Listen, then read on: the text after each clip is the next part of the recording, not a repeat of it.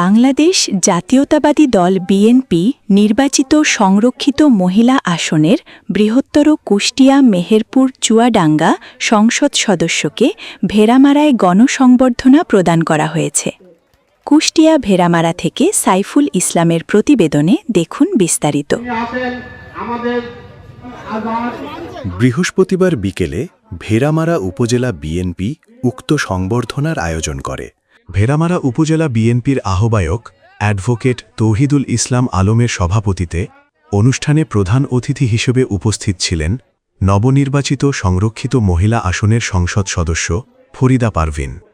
BNP নেতা মনিরুল ইসলামের সঞ্চালনায় বক্তব্য রাখেন উপজেলা বিএনপির সদস্য সচিব মোহাম্মদ শাহজাহান আলী, উপজেলা বিএনপির যুগ্ম আহ্বায়ক অধ্যক্ষ মোহাম্মদ আসলাম উদ্দিন, ভেড়ামারা পৌর বিএনপির সাধারণ সম্পাদক শফিকুল ইসলাম ডাবলু প্রমুখ।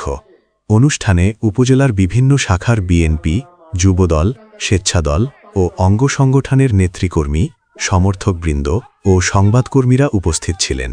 বিভিন্ন স্তরের নেতৃকর্মীরা নবনির্বাচিত সংসদ সদস্য ফরিদা ইয়াসমিনকে বিপুল পরিমাণ ফুলেল শুভেচ্ছা দিয়ে বরণ করে নেন।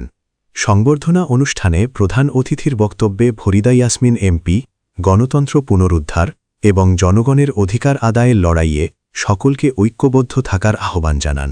তিনি তাকে এই সম্মানে ভূষিত করার জন্য ভেড়ামারা উপজেলা বিএনপি ও অঙ্গ সংগঠনের সকল স্তরের নেতাকর্মীদের প্রতি গভীর কৃতজ্ঞতা প্রকাশ করেন।